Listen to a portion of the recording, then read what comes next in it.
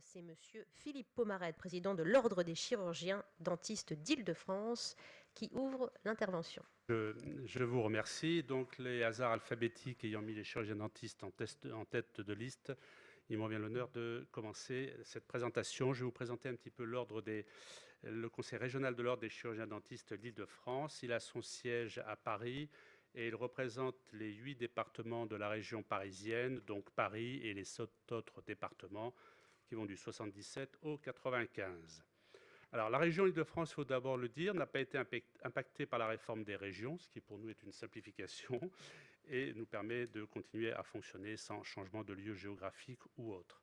Tout d'abord, quelques chiffres sur la démographie générale des chirurgiens dentistes. Alors, en Île-de-France, ce sont des données qui ont été arrêtées au 31 mars 2015. Pour situer la profession des chirurgiens dentistes, il y a en France 41 795 praticiens en exercice. Je dis bien en exercice, ça ne compte pas les retraités. L'Île-de-France comporte 8 677 praticiens pour les 8 départements qui la composent. Soit, et c'est un chiffre intéressant, 20,7% des praticiens français et une densité départementale variant de 0,47 à 1,37 praticiens pour 1000 habitants. Paris, bien entendu, étant à 1,37 en densité et représentant 3063 praticiens, soit 35% du total de l'Île-de-France. Sur les 8 677 praticiens d'Île-de-France, un chiffre intéressant sur la féminisation, 46,5% sont des femmes, soit un taux de féminisation supérieur à la moyenne nationale qui est de 54,5% pour les hommes. Notre profession comporte 3 spécialités, nous n'en avons que 3, donc l'orthopédie orthofaciale, la chirurgie orale, la médecine bucco-dentaire. Ces 3 spécialités représentent 556 praticiens en Île-de-France, soit un taux de 6,4% du total. Vous voyez, on en parlera cet après-midi par rapport aux médecins, c'est assez peu. Les données générales sur l'organisation des conseils de l'ordre des chirurgiens dentistes. Alors, je vais reprendre ce qu'avait indiqué fort judicieusement Isabelle Adno, qui est la présidente du Conseil national de l'ordre des pharmaciens, et je la cite, « Les professionnels de santé inscrits auprès des institutions ordinales remplissent tous des missions sociales d'intérêt général et exercent dans des secteurs où le marché ne peut intervenir seul et où l'exigence d'une éthique est impérieuse. Il revient aux institutions ordinales de garantir à la collectivité les moyens de la confiance. » Et ça, c'est extrêmement important. La mission des ordres est une mission de service public ou semi-public, comme on voudra. La fonction des ordres est d'être un acteur de régulation. L'organisation ordinale des chirurgiens dentistes suit l'organisation générale administrative française avec 3 niveaux, des conseils départementaux de l'ordre, des conseils régionaux de l'ordre avec une découpe des régions suivant la nouvelle découpe régionale administrative de la France et le Conseil national de l'ordre. Quelques mots sur le conseil départemental. Le conseil départemental de l'ordre est composé de 10 conseillers titulaires élus, également 10 suppléants, élus par tous les praticiens inscrits au tableau de l'ordre de ce département. Le conseil régional de l'ordre, lui, est élu par les conseillers départementaux de chacun des départements qui composent cet ordre régional.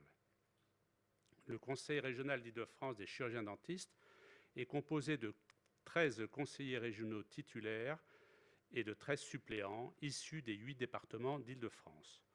Selon leur nombre de praticiens, les départements disposent de 1 à 4 conseillers. 4 conseillers, bien entendu, c'est pour Paris qui est le plus dense en chirurgiens dentistes. Le conseil régional d'Île-de-France comporte 3 entités, donc là ça a été évoqué tout à l'heure par M. Devis. On va commencer par, il y a 2 chambres, disons, dites judiciaires, avec une CDPI et une SAS, et le conseil régional administratif. Alors la CDPI, c'est la chambre disciplinaire de première instance. Elle est présidée par un magistrat professionnel issu des tribunaux aux cours d'appel administratifs et de 11 conseillers élus. Vous disiez tout à l'heure qu'effectivement les présidents administratifs sont très contents de siéger parmi nous et dans toutes les juridictions ordinales. Il s'agit d'une juridiction spécialisée de l'ordre administratif. Alors la CDPI, en gros, traite des affaires ayant trait à des manquements au code de déontologie. On va beaucoup parler de déontologie aujourd'hui, et au code de la santé publique, avec par exemple les manquements des praticiens à la confraternité, aux règles de l'éthique et de l'honneur, et à leur comportement vis-à-vis des patients. En fait, de nombreuses plaintes sont effectivement initiées par des patients mécontents de leur chirurgien dentiste, ou également à la qualité des soins réalisés. Elle traite également, cette CDPI, des affaires liées à la publicité. Alors là, bon, actuellement, on en parle beaucoup, des sites internet non conformes, etc. Alors, le nombre de dossiers pour les chirurgiens dentistes et affaires jugées par la CDPI s'est élevé en 2013 à 59 affaires. En 2014, petite baisse à 54 affaires et grosse remontée en 2015 avec 69 affaires qui ont été jugées par notre CDPI. Alors, il y a à côté, donc parallèlement, comme je vous l'ai dit, une SAS ou section des assurances sociales. Alors, d'existence ancienne, elle a été réformée sur certains points en 2013. Elle est présidée également par un magistrat professionnel de l'ordre administratif.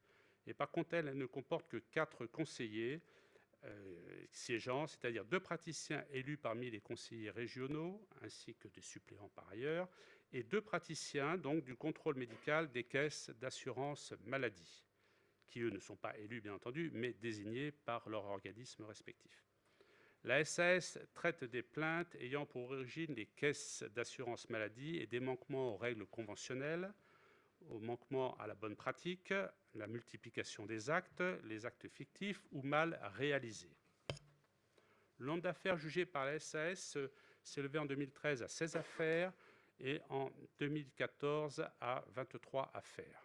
Donc moins que les CDPI, mais c'est assez normal. Et enfin donc aussi également le Conseil régional administratif.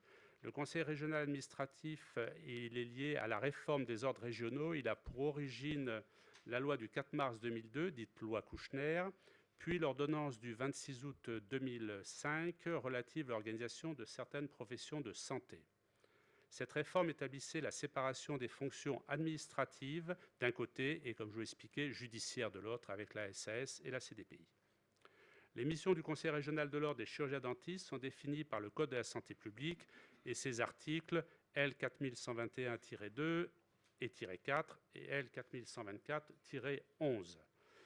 Les missions de l'ordre régional administratif, donc, il veille au maintien de principes de moralité, de probité, de compétence et de dévouement indispensables à l'exercice de l'art dentaire, qui sont des règles édictées par le Code de déontologie. Je vous ferai grâce de l'article, parce que ça serait assez redondant avec d'autres articles qui vont venir après. Donc, il assure la défense de l'honneur et de l'indépendance de la profession. Il représente la profession dans sa région, ainsi que la coordination des conseils départementaux, comme par exemple sur la permanence des soins.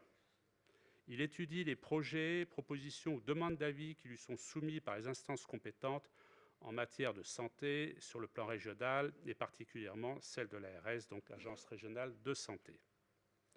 Il statue sur les recours formés contre une décision de non-inscription d'un confrère par un conseil départemental. Il peut décider de la suspension temporaire du droit d'exercer en cas d'infirmité du professionnel ou d'état pathologique rendant dangereux l'exercice de sa profession. Il peut être saisi par le directeur général de l'ARS lorsqu'un chirurgien dentiste présente un danger lié à une infirmité. Il peut intervenir après la suspension immédiate par l'ARS d'un praticien ayant exposé ses patients à un danger grave. Et il traite, et ça c'est nouveau, et ça a été mis dans ses attributions, des affaires ayant trait à l'insuffisance professionnelle. Donc je vais vous en parler puisque c'est nouveau. Les ordres de santé ont en charge le suivi des programmes de développement professionnel continu, le fameux DPC, ainsi que le contrôle de l'obligation annuelle du DPC à laquelle sont soumis les professionnels de santé. Alors c'est une mise en marche qui est un petit peu longue, on y est déjà depuis quelques années, en particulier pour l'ordre des chirurgiens dentistes, mais progressivement ça s'installe, il y a eu différentes structures qui ont été mises en place et actuellement on est en train de finaliser. Donc suite à la loi HPST du 21 juillet 2009 et du décret du 26 mai 2014 relatif aux procédures du contrôle de l'insuffisance professionnelle et aux règles de suspension temporaire, ceci pour les 7 ordres de santé, le Code de la santé publique fixe les nouvelles règles concernant les cas d'insuffisance professionnelle. Le principe qui motive ces textes est de faire obstacle à tout exercice dangereux. La loi HPST a donné compétence aux chambres disciplinaires d'exiger du professionnel à l'encontre duquel une insuffisance professionnelle a été relevée de l'obliger à suivre une formation. C'est vraiment nouveau. 2 types de sanctions administratives sont désormais prévues pour empêcher l'exercice de la profession par un praticien qui ne remplirait pas les conditions nécessaires de compétence. Le premier, c'est l'interdiction d'entrer dans la vie professionnelle via le refus d'inscription à l'ordre. Lorsqu'un doute sérieux existe sur la compétence professionnelle d'un candidat à l'inscription au tableau de l'ordre, ça peut être par exemple un praticien qui a cessé son exercice depuis une dizaine d'années, pour donner un exemple concret, et qui veut se réinscrire sans avoir travaillé pendant ce temps-là, ni suivi la moindre formation. Donc le CDO saisit le Conseil régional de l'ordre. Cette saisine n'est pas susceptible de recours. Une expertise est alors diligentée par le Conseil régional de l'ordre. Elle est confiée à 3 chirurgiens dentistes, l'un nommé par le candidat à l'inscription, l'autre par le Conseil régional de l'ordre, et le troisième expert est nécessairement un enseignant et il est désigné d'un commun accord entre les 2 premiers experts. Ceci, c'est pour assurer un équilibre et les droits également de la défense et de toutes les parties.